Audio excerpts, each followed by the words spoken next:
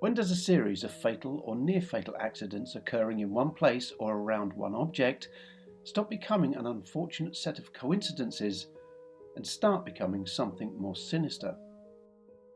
In 1858, the world's largest ship was launched. This behemoth of a vessel dwarfed all that of previous ships. Built on an unprecedented scale, this leviathan had a capacity of 4,000 passengers, over 1,500 more than the ill-fated Titanic. But with 6 workers being killed during construction, 2 going missing, and a failed first launch, many believe the ship was cursed, so much so that only 35 paying customers were aboard on her maiden voyage. This is the story and strange case of the ghost ship SS Great Eastern.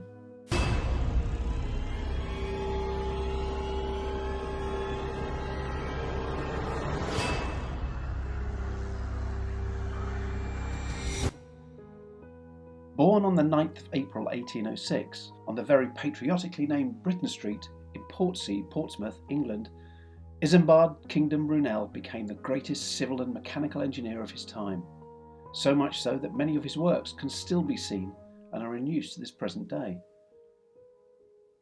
Although he is known across the world for his tunnels, train stations, railways and bridges, he also built 3 ships. The SS Great Western, launched in 1837, completed in 1838. The SS Great Britain, launched in 1843, completed in 1845. This ship can still be seen today in the Bristol dry dock. And the Great Eastern, launched 1858, completed in 1859. And it is the latter that is the focus of this episode. Originally called the Leviathan, Brunel's design seemed impossible for the time.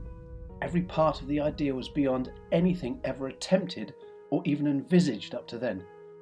However, it was Brunel, the industrial genius. So it was ordered in 1853. The task of such a construction was given to Scott Russell & Co. of Millwall, London, and the keel was laid down on the 1st of May, 1854. It seemed bad luck was with the ship from the off. During her construction and before her first attempted launch in 1857, not only were there great financial losses and changes in ownership, 6 workmen lost their lives while working on the ship. Although this is a tragedy, we must remember that health and safety was not as rigorous as it is today, and a shipyard was a notoriously dangerous place to work, so they could have just been very sad accidents. However, more deaths were to follow, and added together makes it harder to explain. To see how big the ship was, this famous photograph of Brunel was taken while the Great Eastern was under construction, and the huge links behind him are brake chains to help hold her when being launched. Generally, ships were launched and then completed while afloat.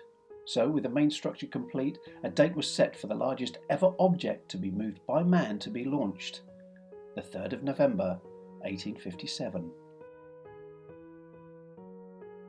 A huge crowd, including dignitaries, dukes and ambassadors, was assembled for this monumentous occasion. However, the ship came entangled on its rails, causing the launch to fail, killing 2 more men and severely injuring several others. The second date of the 30th of January 1858 was set for the next attempt, but bad weather and high winds prevented it. The day after they tried again, this time with great success, and on the 31st of January 1858 the SS Great Eastern was finally launched. With work continuing, the ship was finally ready for her maiden voyage on the 30th of August 1859. It had been noted that 2 riveters had disappeared during this time. They were believed to have accidentally sealed themselves within the double-skinned hull of the ship. There was a small search team sent out to try and find them, but to no avail. So it's thought they may have just left the vessel without telling anyone. Whatever happened, they were never seen again. With the SS Great Britain's maiden voyage imminent, the ship's famous designer, Isambard Kingdom Brunel, visited her for her final checks on the 5th of September 1859. While on the deck, he had a stroke, fell to the ground, and was immediately hospitalised. A few days later, on the 9th of September, the now completed ship sailed for the first time toward the English Channel. With large crowds and great expectations, she gracefully pushed through the light waves as majestically as anyone could have hoped for. All involved thought that the earlier tragedies and false starts were a thing of the past. However, this wasn't to be. She was sailing just off the Hastings coast when a huge explosion erupted as one of the boilers blew up, killing 5 men.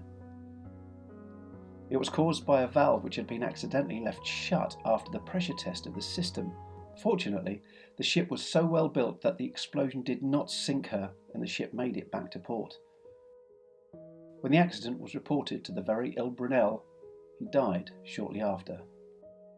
Many believe that the ship, which he gave birth to, eventually killed him.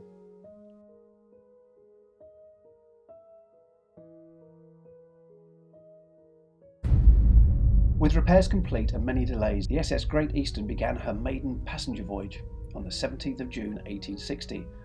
But by this time the ship was known by some as unlucky, by others as cursed. Even though she was capable of carrying 4,000 passengers, only 35 paying guests boarded her. This voyage, fortunately, went without incident, and she arrived in New York on the 28th of June, although the huge ship did damage some of the wharf when docking. During the voyage, a strange phenomenon happened that occurred many times in future crossings also, something witnessed by passengers, crew, and even the captain. The sounds of loud banging were heard coming from the hull. Muffled sounds of cries and moaning could also be heard, and they echoed throughout the ship. Many believe that these sounds were the spirits of the dead workmen endlessly trying to escape their tomb. After the ship hit the dock, 2 inspectors came to view the damage. They fell overboard and drowned. That night, a crew member came back to the ship a little worse for wear after spending some time in the local pubs, fell into the sea and drowned. The same year, the SS Great Eastern broke free from her mooring and collided with HMS Blenheim, breaking her bowsprit. In September 1861, and just 2 days out of Liverpool, England, the SS Great Eastern was caught in a major hurricane. The storm battered the vessel for 3 days and caused major damage. Both her paddle wheels had been broken and dislodged, her sails left in tatters, and her rudder bent by 200 degrees. Although no one died during her trouble crossing, a man was killed after she limped back to port by backspin from the helm. When she dropped anchor, 4 crew took a dinghy to shore, but it overturned and they drowned. Once again throughout this voyage, passengers complained of hearing loud banging and moans emanating from the hull. After leaving Liverpool on the 17th of August 1862 with a heavy cargo and 820 passengers heading for New York, her captain took a different route from the norm due to her several thousand tons of cargo forcing her to be lower in the water than he wanted. On the night of the 27th of August at 2 a.m, while passing Montauk Point, the ship struck Rock Needle. Because of this, it was later named Great Eastern Rock.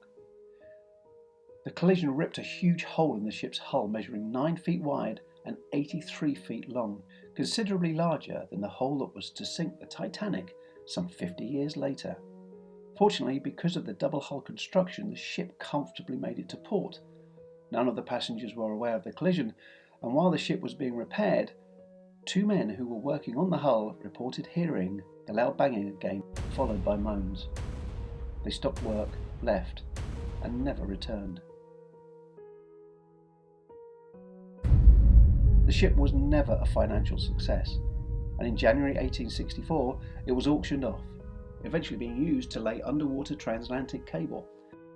After this was successfully completed, she was refitted in an attempt once more to repurpose her as a commercial liner, but all attempts to make her profitable failed, and as a result she was once again sold on the 4th of November 1885. This once great ship, the largest of her kind and the pride of the sea, was used as a floating concert hall and gymnasium. Eventually, being used as an advertising hoarding for Lewis's department store in Liverpool, sailing up and down the Mersey. In her time, she struck or sank 10 other ships, but her days of tragedy, destruction and mystery were numbered, and she was once again sold, this time for scrap, in 1888. The dismantling of the SS Great Britain started in 1889, and because of her sheer size, it took 18 months to complete. But in her demolition, she gave up her last secret. When the hull was being stripped, it was said that the skeletons of 2 men were found inside, the 2 men that mysteriously vanished during her construction, giving credence to the sounds and bangs passengers and crew heard on her voyages.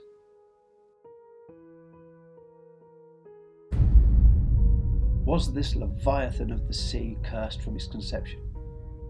Was it desperate not to be created, desperate not to be launched, and desperate to stop other people coming aboard?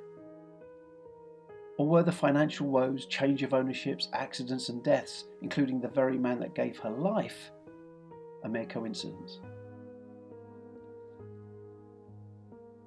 Not much of her remains today. Parts were sold off and repurposed.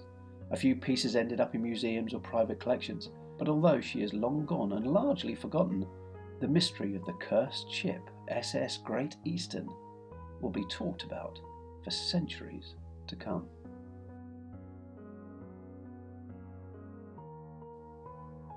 Once again, thank you so very much for giving me your time.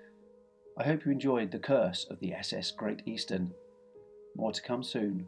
Take care. Bye bye.